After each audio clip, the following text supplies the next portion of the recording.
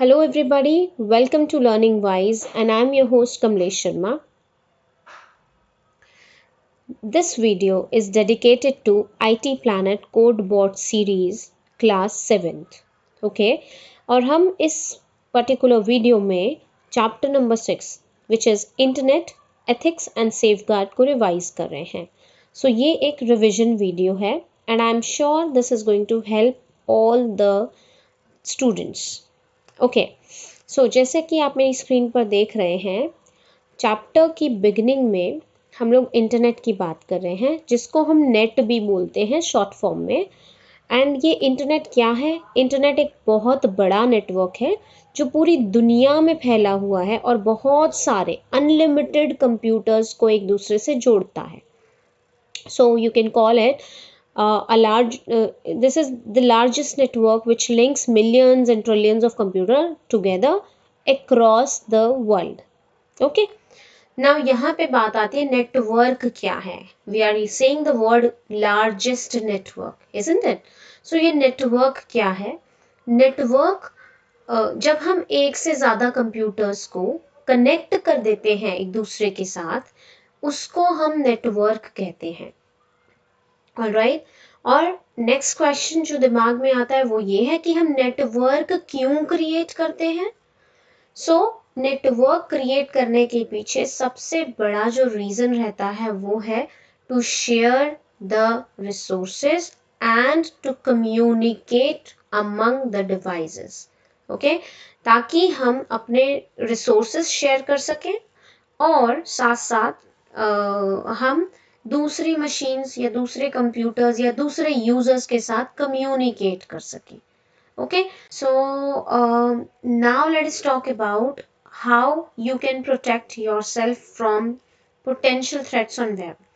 Now before I tell you about these cyber crimes, पहले आप ये समझिए कि आप इस चैप्टर में साइबर क्राइम्स पढ़ क्यों रहे हैं. The reason is these days we are doing all our activities online. हमारा मेजर वर्क ऑनलाइन रहता है, isn't it? And post Covid तो बहुत सारी चीजें, कोविड के टाइम से ही बहुत सारी चीजें ऑनलाइन आ गई हैं and so much of work is carried out online. So ये बहुत इंपॉर्टेंट हो जाता है कि हम खुद को प्रोटेक्ट करें online so that we are safe and we don't fall prey to the cyber crimes. So cyber crime का मतलब है वो crimes जो इंटरनेट पर हो रहे हैं, right? Those crimes are basically cyber crimes which are happening in the world of internet, that means cyber world. So first है spyware. What is spyware? Spyware एक ऐसा सॉफ्टवेयर है जो आपकी इंफॉर्मेशन, आपकी नॉलेज या आपके कंसेंट के बिना आपके कंप्यूटर में इंस्टॉल हो जाता है, राइट? जनरली जब आप एक सॉफ्टवेयर इंस्टॉल करते हैं तो आप उसकी इंस्टॉलेशन के टाइम अगर आप ध्यान दें तो लास्ट में एक आपके पास आता है I agree to terms and conditions. जब तक आप वो नहीं करते, जब तक आप टर्म्स एंड कंडीशंस को ओके नहीं करते तब तक वो सॉफ्टवेयर आपके कंप्यूटर में इंस्टॉल नहीं होता है यूजुअली. ओके, बट स्पाईवेयर एक ऐसा सॉफ्टवेयर है जो आपसे कोई परमिशन नहीं मांगेगा, आपको पता भी नहीं होगा, बट वो आपके कंप्यूटर में इंस्टॉल हो जाएगा. Okay, that is why it is a kind of malware, right? इसीलिए इसका नाम स्पाईवेयर है, क्योंकि ये क्या करेगा जब आपके कंप्यूटर में इंस्टॉल हो जाएगा तो सीक्रेटली आपका डेटा गैदर करेगा, इकट्ठा करेगा, आपके पासवर्ड्स, आपकी पर्सनल इंफॉर्मेशन, ये सारी चीजें जो है धीरे धीरे स्टील करेगा और आपके वेब ब्राउजर को भी कंट्रोल करेगा. Now this is really important. आप किस वेब ब्राउजर पे जो है को यूज करके आप सर्फिंग करते हो उसको कंट्रोल करेगा slowly slowly. So spyware can be very dangerous as well. Now the thing is ये आता कहाँ से है? It get downloaded from websites, emails, instant messages और direct file sharing connections. Okay, so ये direct file sharing connections काफी dangerous हो सकते हैं. Now let us talk about precautions of spyware. तो स्पाईवेयर के प्रिकॉशंस क्या क्या हैं? सबसे पहले तो use an internet security program to protect your computer from spyware and other security risk. सबसे ज़्यादा इम्पॉर्टेंट है कि आप एक इंटरनेट सिक्योरिटी प्रोग्राम को यूज़ करें। Now the simpler term for this is an antivirus which gives you the protection over internet also। ठीक है, सो एंटीवायरसेस में भी पैकेजेस होते हैं, स्टैंड अलोन के लिए भी होता है और टोटल सिक्योरिटी या कुछ ऐसे भी होते हैं जो आपको इंटरनेट पे भी सारे तरीके से सिक्योर कर रहे हैं। ओके तो हमें कोशिश करनी चाहिए हम वो ही एंटीवायरस लें जो हमें इंटरनेट पर सेफ्टी प्रोवाइड कर रहा है, बिकॉज मेजॉरिटी काम तो इंटरनेट पर ही होता है। Okay coming to the second point, install a personal firewall। Firewall is a software or it can be a hardware also जो आपके कंप्यूटर को प्रोटेक्ट करता है आउटसाइड अटैक्स से। फाइन, फायरवॉल एग्जैक्टली क्या है, कैसे काम करता है, I will make a separate video on that, but यहाँ पे बस इतना समझ लीजिए, इट इज अ सॉफ्टवेयर और अ hardware which protects your computer from outside attacks. Okay, या आप ये कह सकते हैं आपके कंप्यूटर का पहला प्रोटेक्शन लेयर है ये। ओके एंड आपको हमेशा फायरवॉल को एक्टिव यानी ऑन करके रखना है, आपके कंप्यूटर का फायरवॉल ऑफ नहीं रहना चाहिए। This is very important. Third point, do not accept or open any doubtful error messages, error dialog box from the browser। कोई भी डाउटफुल एरर डायलॉग्स अगर आपको ब्राउजर पे दिखते हैं, नेवर एक्सेप्ट और never click on those error messages. Okay like I tell you, काफ़ी बार ब्राउज़र पे आप सर्फिंग कर रहे हो और वहाँ पे बीच में एक मैसेज आ जाए, your computer speed is very slow, there may be there is an possibility of virus attack, scan now। So अगर आपके ब्राउजर में कोई डायलॉग बॉक्स में ऐसा कुछ मैसेज आता है, that is surely a malware. Clear case है कि वो एक स्पाईवेयर हो सकता है, और स्पाईवेयर नहीं हुआ तो कोई और तरीके का वायरस भी हो सकता है, बिकॉज ब्राउजर पर ऐसा डायलॉग मैसेज जनरली नहीं आता which is claiming to check और tell you about your system speed. Okay, I hope this is clear to all the learners। Now coming to the last point, second last point, do not accept free deals because spyware come as part of the free deal offers। जब भी आपको कोई free deal मिले, कोई ऐसा link मिले कि आप यहाँ क्लिक, इस लिंक पर क्लिक करिए and you will get a free deal, don't do that, because majority of the cases में स्पाईवेयर ज़रूर होते हैं ऐसी डील लिंक्स के साथ। Alright, next is always read EULA। EULA क्या है? We have discussed it in the class also। It is the end user license agreement। Okay, end user license agreement है, इसको आपको इंस्टॉलेशन के टाइम पे अच्छे से रीड करना है, so that आपको ये पता चले कि आप जिस सॉफ्टवेयर को इंस्टॉल कर रहे हैं उसके साथ साथ और क्या क्या चीज़ें इंस्टॉल हो रही हैं। मैनी टाइम्स ऐसा होता है आप कोई एक सॉफ्टवेयर इंस्टॉल कर रहे हो बट उसके साथ 4 चीज़ें और इंस्टॉल हो रही हैं, so you should know what all things are being installed along with the main software which you are trying to install on your computer। alright, and end user license agreement अगर हम online case में बात करें, it tells you what is being shared by the website। Okay website की अगर हम बात करें तो अगर आप वेबसाइट पे जाके कोई अकाउंट बनाते हैं, राइट, तो वहां पे नीचे टर्म्स एंड कंडीशंस भी होती है।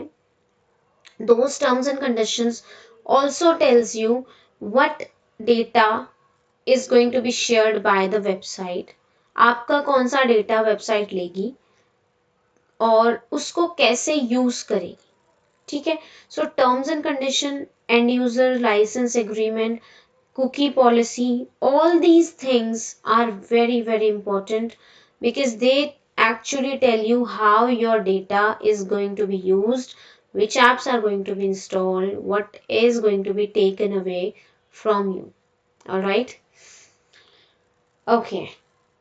Now let us come to pop-up ad. Pop-up ad, as the name clearly tells you that ये एक ad है. Moreover, एक ऐसी ad है जो pop होती रहती है. That means it keeps on irritating the person who is browsing the internet. Right? So जब आप browse कर रहे हैं इंटरनेट को, जब आप इंटरनेट पे सर्फिंग कर रहे हैं, तो एक सेपरेट ब्राउजर विंडो में आपकी करंट विंडो के जस्ट टॉप पर पॉपअप एड्स आ जाती हैं and they don't go away unless you click on them. Okay, and majority of the cases में it contains the spyware or other virus. Okay, now what is the precaution against this pop-up ads? You should use the pop-up ad blockers to block such ads in the browser itself. Okay so हम popup ad blocker को use करके browser से ही directly इसको ads इन ads को remove कर सकते हैं, block कर सकते हैं. आई एम सॉरी, रिमूव नहीं, block. Okay, next is spam. Spam means junk email, right? Okay, junk email means internet पर बहुत सारे ऐसे स्पैमर्स हैं जो अनवांटेड मैसेजेस लिखते हैं, अनवांटेड ईमेल लिखते हैं और बहुत सारे रेसिपिएंट्स को, बहुत सारे लोगों को एक साथ ब्रॉडकास्ट कर देते हैं. राइट?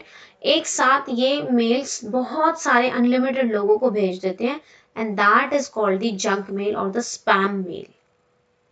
ओके, एंड इस तरीके की मेल्स में वायरसेस होते हैं एंड जनरली इन ईमेल्स का जो एम रहता है वो आपकी पर्सनल इंफॉर्मेशन और जो भी कॉन्फिडेंशियल सेंसिटिव इंफॉर्मेशन है उसको निकालना होता है.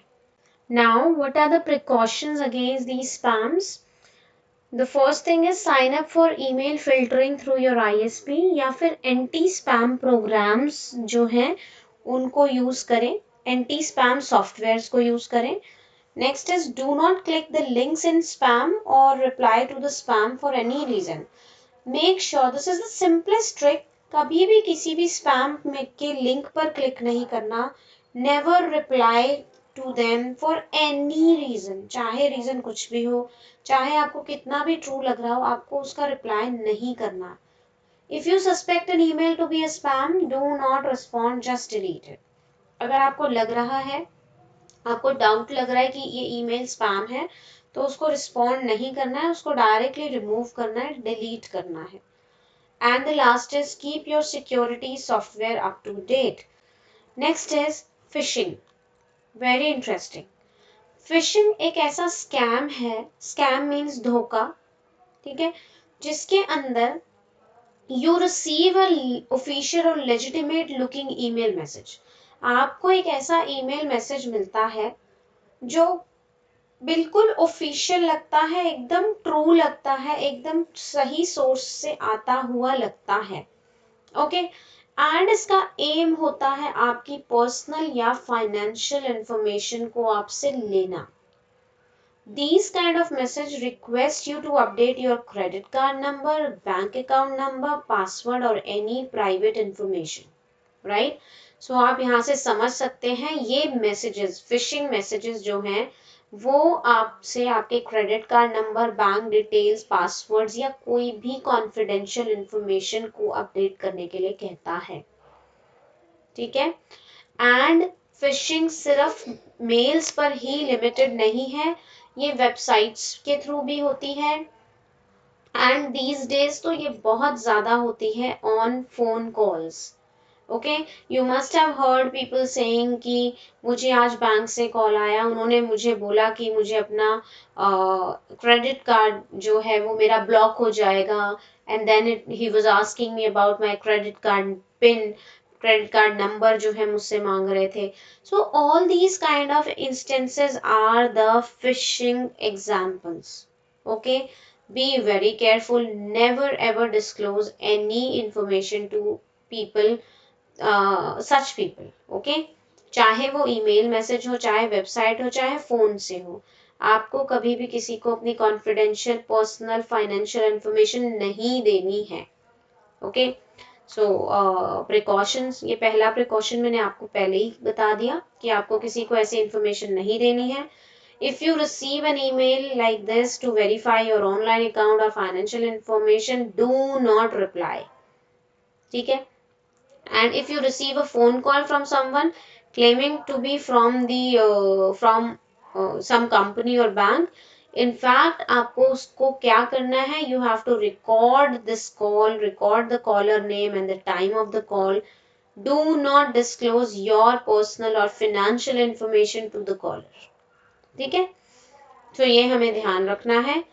Third is never click on links in email messages even if you know the sender.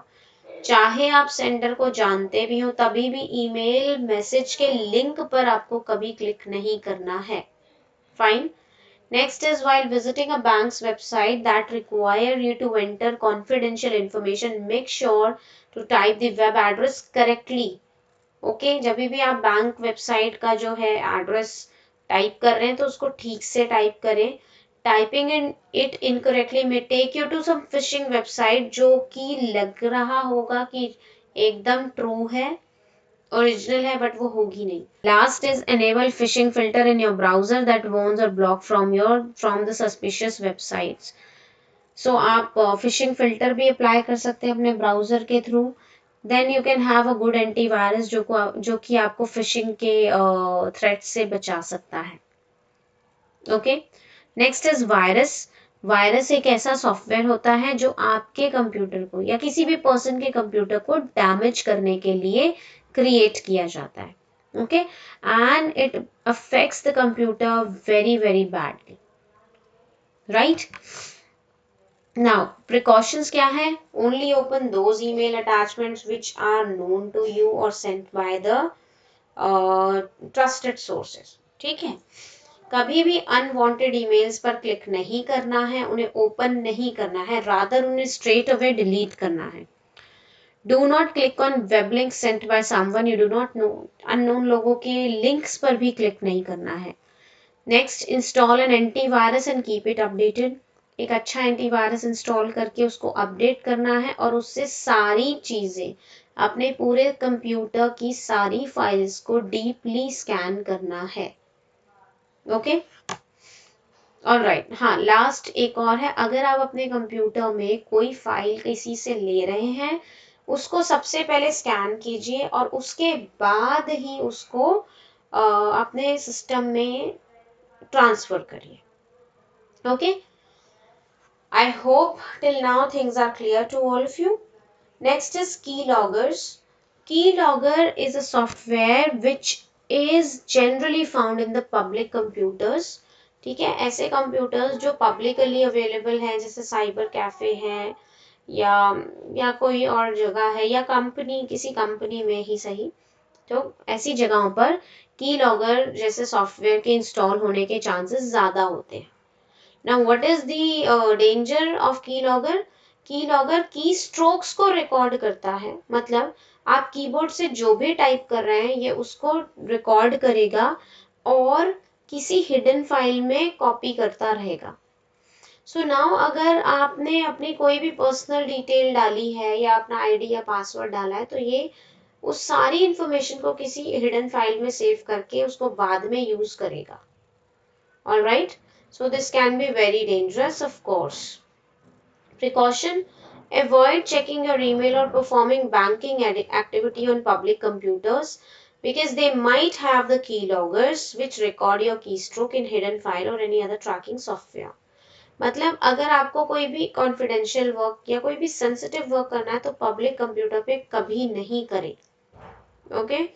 Next is, if you use a public computer for critical activities, be certain to sign out of the password protected website and clear the browser history. अगर आपको public computer use करना भी पड़ता है तो आप password protected website से हमेशा साइन आउट करें, ठीक है। उसके बाद ब्राउजर हिस्ट्री को क्लियर करें, but Here I would like to say refrain from using the public computers for doing the critical activities. Okay, second point को यूज ही नहीं करना है, पब्लिक कंप्यूटर पे क्रिटिकल एक्टिविटीज करनी ही नहीं है, they are definitely going to harm you.